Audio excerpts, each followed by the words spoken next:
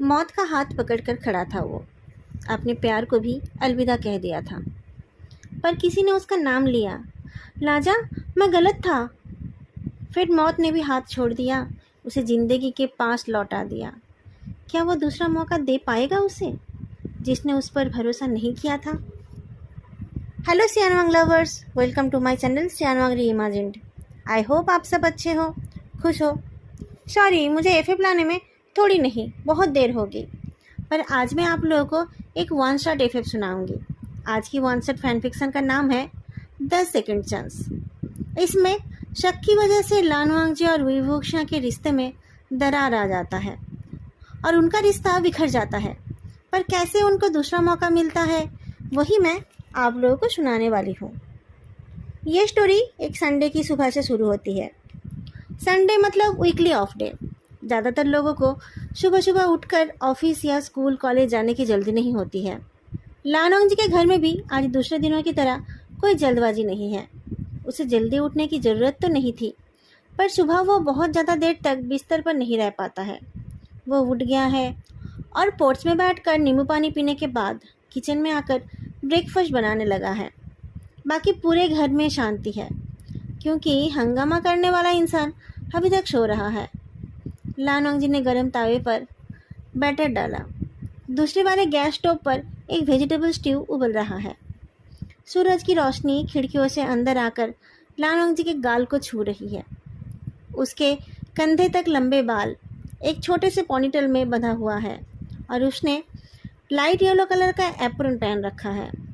Side पर रखे उसके फ़ोन में गाना चल रहा है। उसी गाने को गुनगुनाते हुए लानवांगजी ने पैनकेक को पलट दिया। फिर स्ट्यू में एक बार कच्ची चलाकर उसने बाउल के बटर को फिर से स्टर किया। अचानक डाइनिंग हॉल के पास से किसी की कदम की हल्की सी थप-थप आवाज़ सुनाई दी और फिर एक जम्हाई की आवाज़, और अगले ही पल वीवुक्शा ने लानवांगजी को पीछे से हग कर लिया। गुड मॉर्निंग, लानवांगजी ने कहा। गुड मॉर्निंग लाजा, वीवुक्शा ने लानवांगजी के गर्दन पर नाक घींचते हुए कहा। लानवांगजी ने तवे पर फिर से बैटर डाल दिया। बैटर को फैलाते हुए उसने पूछा, नींद पूरी हो गई तुम्हारी? थोड़ी देर और सो लेते। वीवुक्शा ने लानवांगजी को छोड़ दिया और फिर आंखें घींचते हुए कहा, तुम उठ गए तो मेरी भी नींद टूट गई। लानवांगजी ने उसकी तरफ देखा। वीवुक्शा के बाल बिखरे हुए हैं और उसकी अपर बॉडी अनकवर्ड है। जाओ ब्रश करके आओ, लानवांगजी ने कहा। जा रहा हूँ। पहले वीवुक्शा पाउट करते हुए बोलने लगा, पर उसकी बात पूरी होने से पहले ही लानवांगजी ने उसके एक गाल पर किस किया और फिर दूसरे गाल पर भी, और लास्ट में उसके होंठ के ऊपर एक किस करके उसने कहा, अब खुश, जल्दी ब्रश करके आओ। वीवुक्शा ब्रश करने जाने लगा, पर जाने से पहले उसने लानवांगजी के गर्दन पर एक बाइट किया। टेस्टी, मैं खाना टेस्टी ही बनाता हूँ, लानवांगजी ने कहा। वीवुक्शा ने उसे बाहों में खींच लिया, पर तुम खुद ज़्यादा टेस्टी हो। लानवांगजी ने वीवुक्शा के बेयर चेस्ट पर हाथ रखा। पैनकेक जल जाएगा। कोई बात नहीं, मैं जला हुआ ही खा लूँगा, वीवुक्शा ने कहा। तुम खिलाओगे तो मैं जहर भी खा लूँगा। बातें मत बनाओ, कहकर लानवांगजी ने वीवुक्शा को धक्का दिया। वीवुक्शा हंसते हुए चला गया। जब थोड़ी देर बाद वो वापस आया, तब वो फ़ोन पर किसी से बात कर रहा था। काम की बात, सैंपल भेजने की बात। फ़ोन पर बात करते हुए ही वो टेबल पर आकर बैठा। उसे खाना देकर लानवांगजी खुद भी खाना लेकर बैठ गया। वीवुक्शा ने फ़ोन रखकर प्लेट को खींच लिया। लानवांगजी ने कैजुअली पूछ लिया, तुम्हारी डार्लिंग का कॉल था? वीवुक्शा ने हंस दिया। हाँ, वो ही थी। मैं एक पैकेट रख कर जाऊँगा, वो आएगी तो तुम उसे दे देना। कब आएगी वो? लानवांगजी ने पूछा। पता नहीं कब आएगी, उसका कुछ ठीक ठिकाना नहीं रहता है। लानवांगजी ने मुस्कुरा दिया और कहा, हाँ, उसके टाइम का ठीक नहीं रहता है, पर तुम्हारी ये डार्लिंग है बहुत क्यूट। लाजा, वीवुक्शा ने खाना बंद करके लानवांगजी की तरफ देखा। तुम उसे पसंद करते हो? वैसा कुछ नहीं है, लानवांगजी ने कैजुअली कहा। मुझे बस उसका चेहरा क्यूट लगा। पर वीवुक्शा ने इस बात को कैजुअली नहीं लिया। उसने सीरियसली कहा, लाजा, तुम मेरे सिवा किसी और को लाइक नहीं कर सकते। तुम्हें पता है ना कि तुम सिर्फ मेरे हो? तुम्हें कोई शक है? लानोंग जी ने पूछा। और फिर उसने कहा, मैंने तो तुम्हें अपना सब कुछ दे दिया है, तुम्हारे सिवा मेरा कोई नहीं है। वही, तुम प्लीज़ मुझे कभी धोखा मत देना। नहीं दूंगा, विवुक्षा ने कहा। तो फिर चाय बना कर लाओ, लानोंग जी ने कहा। ये प्लेट्स भी ले जाना। विवुक्षा प्लेट्स उठाकर किचन की तरफ चला गया। विवुक्षा और लानोंग जी कॉलेज लाइफ के स्वीट हार्ट्स हैं। ग्रेजुएशन ख़त्म होते ही दोनों मैरिड कपल की तरह साथ रहने लगे। विवुक्षा की ऑनेस्ट नेचर और साफ दिल की वजह से सब उसे पसंद करते हैं। उसके बहुत सारे दोस्त हैं। कुछ दिन जॉब करने के बाद उसने अपना बिजनेस शुरू कर दिया। मियाँ मियाँ उसकी कंपनी की एक सप्लायर है। उससे भी उसकी दोस्ती होने में टाइम नहीं लगा। बाद में दोनों क्लोज हो गए और मियाँ मियाँ काम के सिलसिले में विवुक्षा और लानोंग जी के घर भी आने लगी। वो दोनों फ़ोन पर भी बातें करते रहते हैं। एक दिन विवुक्षा फ़ोन पर उसे कुछ समझा रहा था, पर मियाँ मियाँ उसकी बात नहीं मान रही थी। उस टाइम अपनी बात समझाते हुए विवुक्षा ने जोकिंगली उसे डार्लिंग बोल दिया था। अब समझ में आया डार्लिंग? इस तरीके का कुछ कहा था उसने। लानोंग जी उस टाइम उसके सामने ही था। उसने टीज़ किया था, डार्लिंग? मियाँ मियाँ तुम्हारी डार्लिंग है? विवुक्षा ने हंस दिया था। लानोंग जी भी जानता था कि विवुक्षा ने ऐसे ही कह दिया था।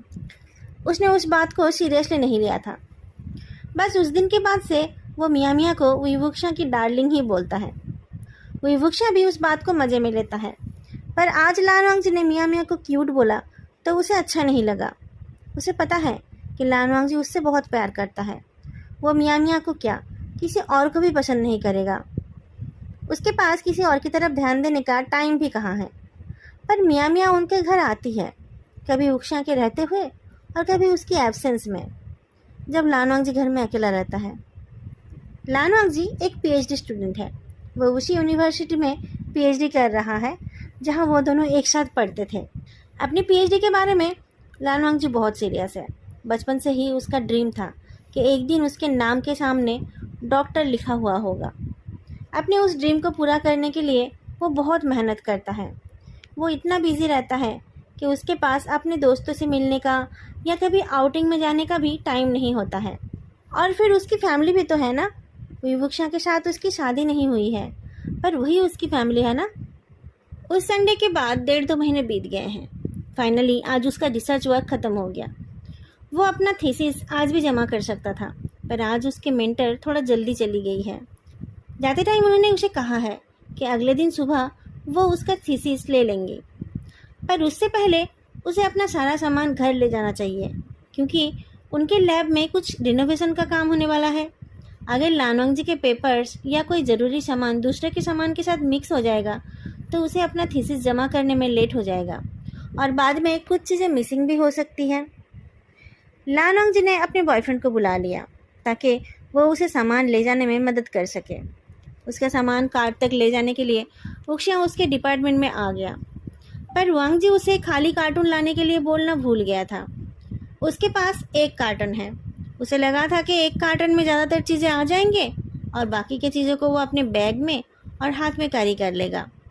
पर सामान पैक करते हुए उसने रियलाइज़ किया कि एक कार्टन में क्या, 2 कार्टन्स में भी उसका सारा सामान नहीं आएगा।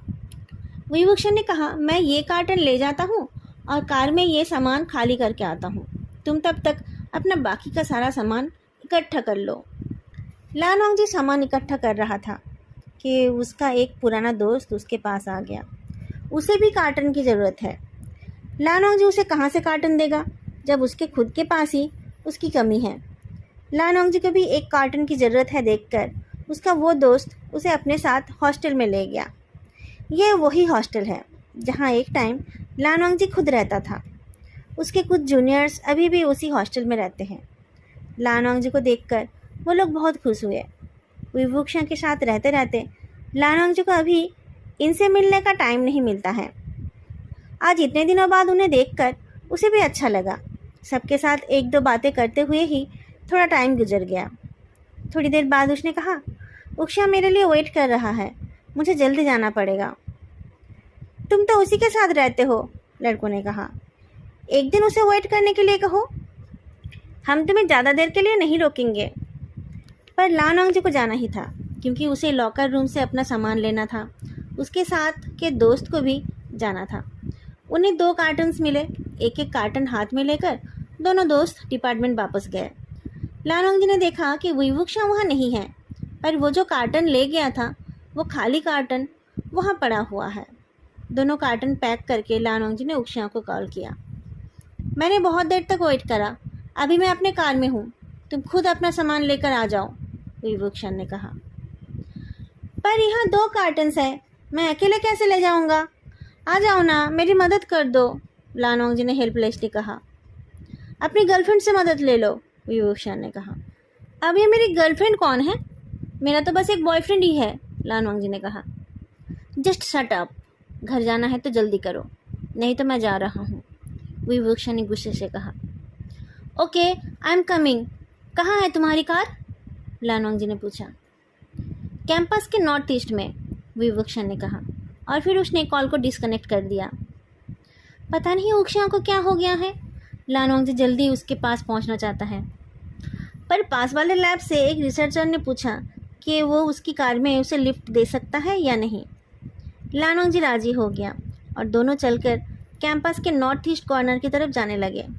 पर कैंपस के नॉर्थ ईस्ट कॉर्नर में उन्हें विवुक्षा या उसकी कार नहीं दिखे। लानोंग 2 बॉक्सेस कैरी कर रहा था और उसके साथ की लड़की भी अपना सामान उठाकर चल रही थी। ये बहुत मुश्किल लग रहा था और विवुक्षा की कार भी कहीं नहीं दिखी, तो वो लड़की एक कैब बुक करके घर चली गई। लानोंग के दोनों हाथ बिजी थे। उसने अपने बॉक्सेस को नीचे रखा और विवुक्षा को कॉल किया। उसने जिस जगह के बारे में बताया वो नॉर्थ ईस्ट में ही है, पर यूनिवर्सिटी से थोड़ा दूर है। वो एक सुनसान सड़क है और वो जगह रात को बिल्कुल भी सेफ नहीं है। मैं यूनिवर्सिटी के ईस्ट गेट के सामने हूँ, तुम मुझे पिक कर लो, लानोंग ने रिक्वेस्ट किया। मैं ऑनलाइन मीटिंग में बिजी हूँ, तुम खुद आ जाओ, विवुक्षा ने कहा। लानोंग और क्या करता? वैसे तो वो यहीं से कोई कैब लेकर जा सकता था, पर जब उक्षिया अपना काम छोड़कर उसे लेने आया है, वो उसे इग्नोर नहीं कर सकता। वो नीचे झुककर अपने कार्टून्स को उठाने लगा। वो बिल्कुल गेट के सामने खड़ा था और गेट से एक कील निकला हुआ था। जैसे ही वो कार्टन्स लेकर उठकर खड़ा हुआ, उसकी पैंट उस कील में लग गई। वो जल्दबाजी में था। जैसे ही वो जाने लगा, उसकी पैंट पीछे से फट गई। लानोंग ने जल्दी से कार्टन्स को नीचे रखकर अपने आप को चेक किया। इस हालत में वो कैसे जाएगा? किस चीज़ से वो अपना बैग कवर करेगा? उसे तो अपने दोनों हाथों से कार्टन्स पकड़ना है। लानोंग ने एक बार फिर से उक्षिया को कॉल करने का सोचा, पर उसे वो ठीक नहीं लगा। पता नहीं क्यों, पर आज उक्षिया का मूड ठीक नहीं है। लानोंग ने अपने टक्ड इन शर्ट को निकाल लिया। उससे एटलीस्ट उसका बैग तो कवर हो रहा है, पर उसका पैंट थोड़ा नीचे होने लगा है। लानोंग ने अपने मन को समझाया और वो ऐसे ही चलने लगा। इस रास्ते में इस टाइम ज़्यादा लोग नहीं हैं, ये उसे अच्छा लगा। पर रास्ते में कुछ गैंगस्टर टाइप के लोग थे जो उसके फटे पैंट को देखकर उसके ऊपर हंसने लगे, उसे टीज़ करने लगे। बहुत मुश्किल से वो फाइनली कार तक पहुंचा और बैक सीट पर कार्टन्स को रखकर अपने पैंट्स को पकड़कर फ्रंट डोर ओपन करके पैसेंजर सीट पर जा बैठा। वो बिल्कुल एग्जॉस्टेड हो गया था, इसलिए कुछ ना बोलकर सीट के ऊपर ठेस लगा दिया। वो बहुत हाँफ रहा था और सोच रहा था कि कब घर पहुंचेगा। अचानक विवुक्षा ने पूछा, कर लिया मुझे? बहुत अच्छा लगा होगा। किस बारे में बात कर रहे हो? लानोंग ने लेजिली पूछा। किस बारे में बोल रहा हूँ? विवुक्षा ने अजीब तरीके से हंस दिया। इतने मज़े किए कि पैंट भी फट गई और तुम्हारी हवा भी निकल गई। इसमें मज़ा कहाँ से आ गया? तुमने मेरी मदद करने से मना कर दिया तो मुझे ही 2 कार्टन्स उठाकर लाना पड़ा, और तो और गेट के कील में लगकर मेरी पैंट भी फट गई। ये पैंट ज़्यादा पुरानी भी नहीं थी, लानोंग ने कहा। झूठ मत बोलो, विवुक्षा ने कहा। तुम्हें पता था कि मैं तुम्हारे लिए वेट कर रहा हूँ, फिर भी तुम अपने आप को संभाल नहीं पाए, विवुक्षा ने कहा। क्या बोल रहे हो तुम? मैं तो हॉस्टल गया था खाली कार्टन ढूंढने, लानोंग ने कहा। तुम्हें लगता है कि मुझे पता नहीं है? विवुक्षा ने पूछा। तो बताओ तुम्हें क्या पता है? क्या कर दिया है मैंने? लानोंग ने पूछा। तुम्हें वो ज़्यादा अच्छी लगती है, इसलिए आजकल तुम्हारे पास मेरे लिए टाइम नहीं होता है? विभूषण ने पूछा। मेरे पास टाइम नहीं होता है या तुम्हारे पास मेरे लिए टाइम नहीं होता है? लानोंग जी ने पूछा। और ये तुम किसके बारे में बोल रहे हो? कौन ज़्यादा अच्छी लगती है मुझे? जिसके साथ आजकल सो रहे हो तुम? विभूषण ने कहा। मियाँ मियाँ, बहुत सुंदर है ना वो? मियाँ मियाँ, लानोंग जी ने इतनी अजीब बात उम्मीद नहीं की थी। क्या तुम पागल हो गए हो? छुपाकर कोई फ़ायदा नहीं है। मुझे पता है कि उसके लिए तुम क्या फील करते हो। क्या उसने तुम्हें सीड्यूस किया या फिर तुमने उसे? विभूषण ने दांत पीसते हुए कहा। ये बात बोलते टाइम उसका चेहरा बहुत बदसूरत सा हो गया। मियाँ मियाँ के साथ मेरा कोई रिश्ता नहीं है। मेरे पास तो उसका नंबर भी नहीं है, लानोंग जी चिल्ला उठा। Don't shout and don't lie, Vibhushan ने भी चिल्लाकर कहा। तुमने उससे पूछा? लानोंग जी ने अपनी वॉइस को लो करने की कोशिश की। उसने कहा कि मेरा उसके साथ कोई रिश्ता है। मुझे उसकी ज़रूरत नहीं है, विभूषण ने कहा। ओह, तो तुम जेलस हो, लानोंग जी ने कहा। तुम्हें वो अच्छी लगती है ना, इसलिए तुम उसे डार्लिंग डार्लिंग करते रहते हो। क्या उसने तुम्हें रिजेक्ट कर दिया है? तुम्हें पता नहीं है कि वो मैरिड है? उसे एक्स्ट्रा मैरिटल रिलेशनशिप में इंटरेस्ट नहीं होगा। अगर मैं तुम्हें खुश नहीं कर पा रहा हूँ तो भी तुम्हें किसी ऐसे को ढूंढना चाहिए जो तुम्हारे साथ सोना चाहे। ऐसी किसी मैरिड लेडी को परेशान करना ठीक बात नहीं है। मैं तुम्हारे जैसा नहीं हूँ, मेरे पास बहुत काम है। मुझे एक बिजनेस संभालना होता है, विभूषण ने मुंह बनाते हुए कहा। और मैं इतना फ्री हूँ कि दूसरों के साथ सोता फिर रहा हूँ, कहकर लानोंग जी ने फिर से आंखें बंद कर ली। वो और बहस करना नहीं चाहता है। पिछले 3 साल से वो दिन रात मेहनत कर रहा है। आज जाकर वो फाइनली अपना काम पूरा कर पाया है। उसकी गाइड भी उसके काम से बहुत खुश हुई है। अब बस कुछ दिन और फिर उसे उसका डॉक्टरेट डिग्री मिल जाएगा। उसने अपना रिसर्च वर्क को संभाल लिया, पर उसकी लाइफ एकदम मेस हो गई है।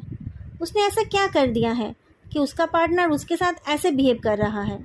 उसे ये बिल्कुल भी अच्छा नहीं लग रहा है और वो ऐसे बिहेवियर के लिए प्रिपेयर्ड नहीं है।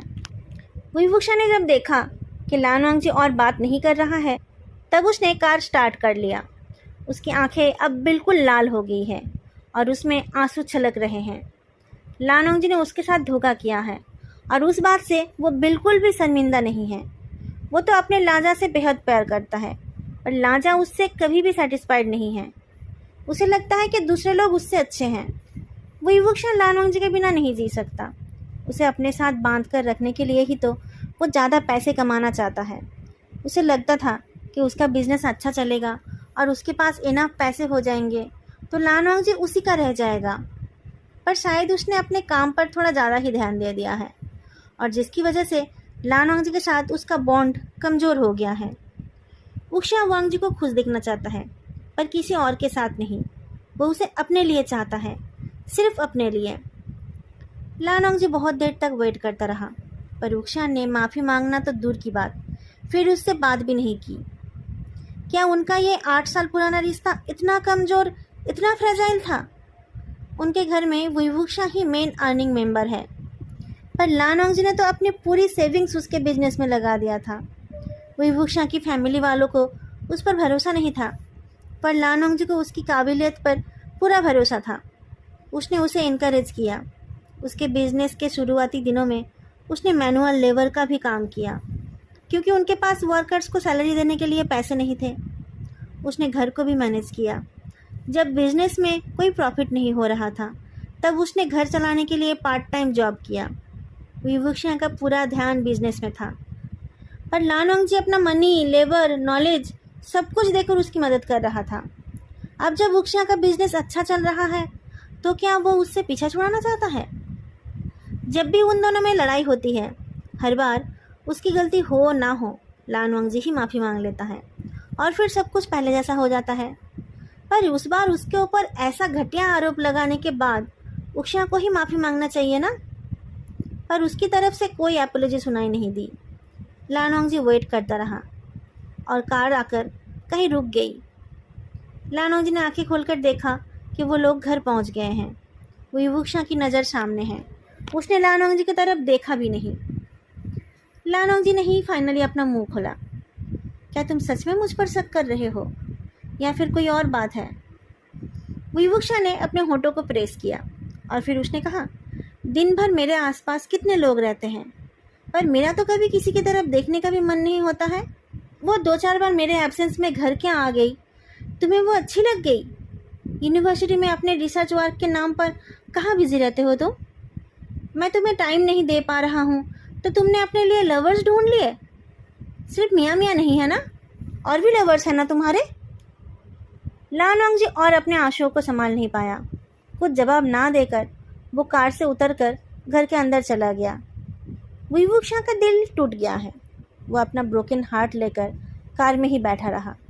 ना वो घर के अंदर गया और ना ही उसने वांगजी को रोका। घर जाकर लान वांगजी सोफे पर बैठ गया। उसको लगा कि उसकी ज़िंदगी का अब कोई मतलब ही नहीं बचा है। वो फूट फूट कर रोने लगा, पर बहुत टाइम गुजर जाने के बाद भी विवुक्षा घर के अंदर नहीं आया। क्या विवुक्षा उससे और प्यार नहीं करता है? क्या वो उसे चीटर कहकर उससे ब्रेकअप कर लेना चाहता है? लान वांगजी ने बाहर की तरफ देखा। बाहर ना तो वुक्षा की कार है और ना ही वुक्षा है। वांगजी वुक्षा के बिना अपनी लाइफ को इमेजिन भी नहीं कर सकता है। वुक्षा उसे घर से जाने के लिए बोलेगा तो वो कहाँ जाएगा? उसका तो कोई और ठिकाना नहीं है और उसका तो अपना कुछ भी नहीं है। लान वांगजी ने बहुत सोचा और बहुत इंतज़ार किया। फाइनली जब बहुत देर तक वुक्षा घर नहीं आया तब उसने अपना मन बना लिया। वो किचन में गया और कांपते हुए हाथों से फ्रीजर से सारा बर्फ़ एक बड़े बाउल में निकाल लिया। उसमें उसने थोड़ा पानी भी मिला दिया। उसे दर्द से डर लगता है। उसने अपने लेफ्ट हैंड को बाउल के बर्फीले पानी में रख दिया। उसे ठंड से भी एलर्जी है। बर्फीले पानी में हाथ रखने की वजह से वो छींकने लगा। वो ज़्यादा देर तक अपना हाथ ठंडे पानी में रख नहीं पाया। उसने अपना हाथ निकाल लिया, पर फिर उसने अपने आप को कंट्रोल करके फिर से अपने हाथ को बर्फ़ में रख दिया। थोड़ी देर बाद उसका हाथ नम हो गया। राइट हैंड में नाइफ उठाकर उसने अपनी आंखें बंद कर ली। एक स्लिट, एक पल का इंतज़ार, और फिर खून निकलने लगा। बस थोड़ा सा और, थोड़ी देर में सब कुछ ख़त्म हो जाएगा। पर यहाँ नहीं, किचन में खून गिरेगा तो साफ़ करना मुश्किल होगा। लान वांगजी अपने हाथ को पकड़कर वॉशरूम में चला गया। डोर को क्लोज़ करके वो वॉशरूम की दीवार पर ठेस लगाकर बैठ गया। अब बस मौत का इंतज़ार। 8 साल से वो वुक्षा के साथ बहुत खुश था। उसे लगा था कि उन दोनों का रिश्ता कभी नहीं बदलेगा। वुक्षा के साथ बिताए हसीन लम्हों को याद करते हुए लान वांगजी ने अपनी आंखें बंद कर ली। वही वुक्षा गुस्से से कार लेकर निकल गया था। एक जगह पर कार को रोककर वो सिगरेट पीने लगा। उसके प्यार में कहाँ कमी रह गई है पता नहीं। वांगजी तो हर रात उसकी बाहों में ही सोता है, पर उसे किसी और की ज़रूरत क्यों पड़ रही है? क्या उसके साथ रिश्ते में उसे अब और अच्छा नहीं लग रहा है? क्या उसे लड़कियां ज़्यादा पसंद आ रही है? क्या वुक्षा अब वांगजी की डिज़ायर फुलफिल नहीं कर पा रहा है? फ़ोन के रिंग से वुक्षा अपने ख्यालों से निकल आया। उसके एक बिजनेस एक्वाइंटेंस ने कॉल किया है जो 1000 किलोमीटर दूर रहता है। वही वुक्षा ने फ़ोन रिसीव किया। हेलो हेलो मिस्टर वोई, मुझे आपको कुछ सैंपल्स भेजना था। क्या मैं मिस मियाँ मियाँ के हाथों वो भेज सकता हूँ? आपको कोई प्रॉब्लम तो नहीं है? उस इंसान ने पूछा। मियाँ मियाँ के हाथ?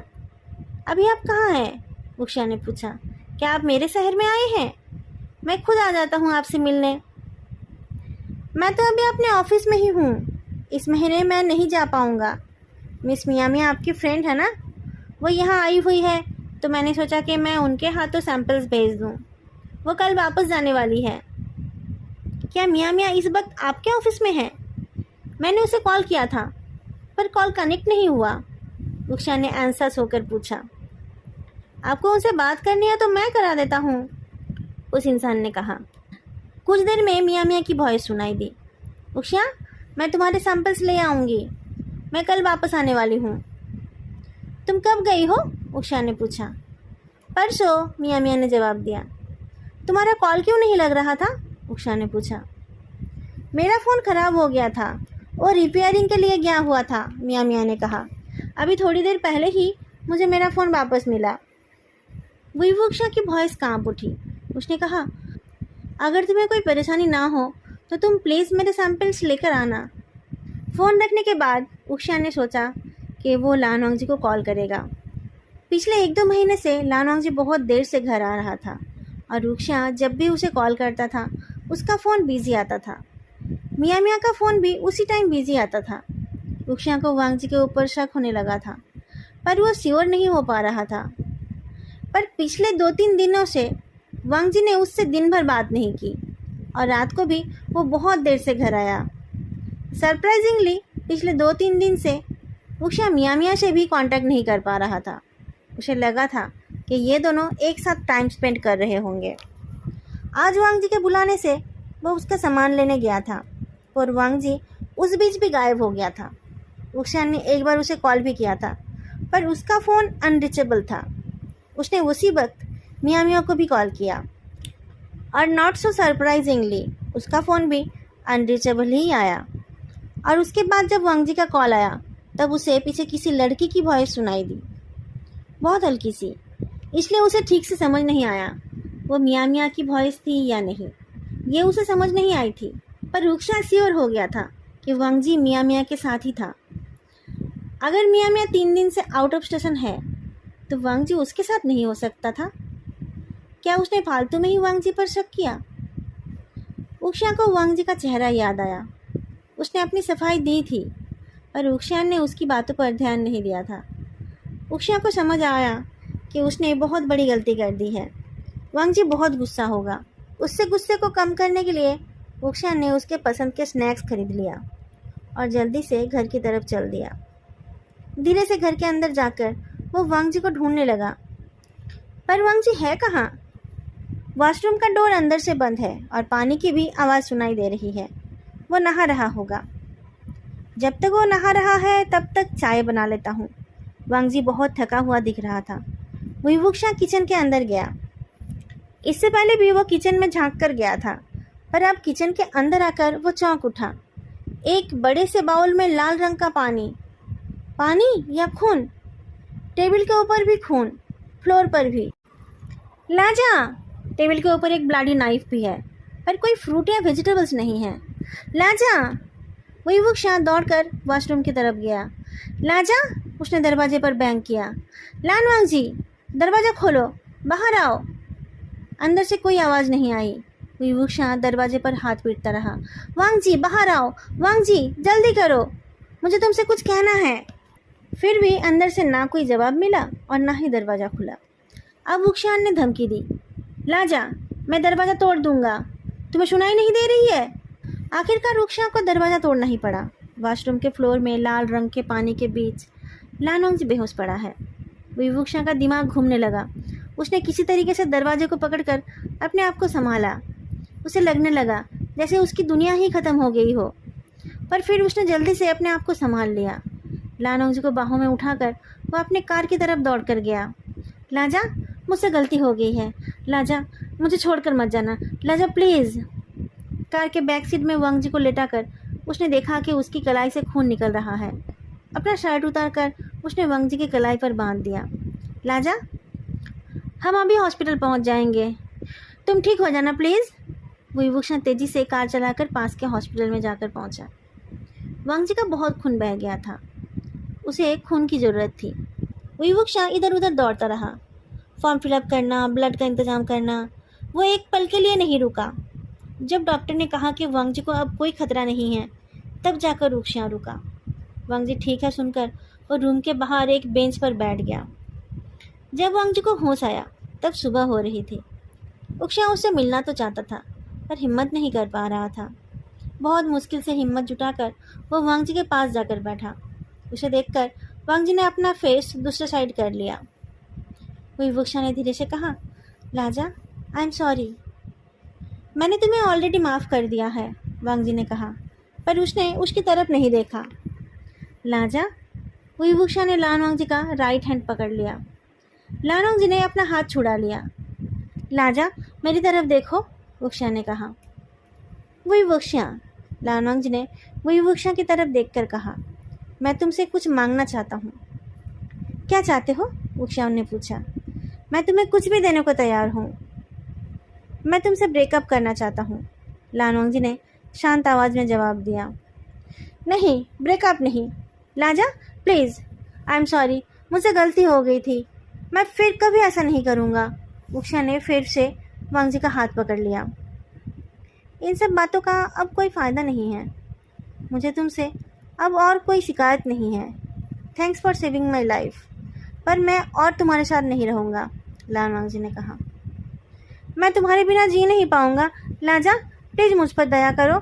मैं फिर कभी तुम्हारे साथ ऐसा बर्ताव नहीं करूँगा, प्रॉमिस, उषा ने कहा। मैं क्यों तुम पर ट्रस्ट करूँ? लान वांग जी ने पूछा। तुमने मुझ पर ट्रस्ट किया था? लाजा, मैं गधा था। मुझे लगा कि मैं तुम्हें खो रहा हूँ। मुझे लगा कि तुम अब मुझे अपने लायक नहीं समझते हो। तुम हमेशा से ही इतने एक्सेलेंट हो। अब तुम्हारा डॉक्टरेट भी पूरा हो रहा है। मैं तुम्हारे सामने कुछ नहीं हूँ। लाजा, मैं तुम्हें खोना नहीं चाहता हूँ। प्लीज़ मुझसे ब्रेकअप मत करना। अब से मैं तुम्हारी हर बात सुनूंगा। मैं हमेशा तुम पर ट्रस्ट करूँगा, हमेशा, उक्षाम बोले जा रहा था। पर तभी डॉक्टर आ गए। लानवांग जी ने पूछा, डॉक्टर, मैं घर जा सकता हूँ? मुझे आज अपना थीसिस सबमिट करना है। पहले तुम बताओ कि तुम्हारे साथ क्या हुआ था, एक पुलिसमैन ने अंदर आते हुए पूछा। मेरा थीसिस कंप्लीट हो गया है और आज उसकी सबमिशन है। कल रात मैं बहुत एक्साइटेड था और मैं हमेशा से ही बहुत क्लमजी हूँ। मुझे बहुत भूख लगी थी, इसलिए मैं जल्दी जल्दी खाना बनाना चाहता था। सब्जी काटते हुए जल्दबाजी में मैंने अपनी कलाई काट ली, लानवांग जी ने कहा। तो तुम इमीडिएटली हॉस्पिटल क्यों नहीं आए? पुलिसमैन ने पूछा। मैं आना चाहता था, मेरे रूममेट के पास कार है, इसलिए मैंने सोचा कि मैं उसे ही बुला लूँ। वो साथ रहता है तो मुझे कोई चिंता नहीं करनी पड़ती है। पर मुझे अपना फ़ोन नहीं मिला। फिर मुझे याद आया कि मैंने अपना फ़ोन वॉशरूम में छोड़ दिया है। मैं फ़ोन लेने गया तो वहीं पर बेहोश हो गया।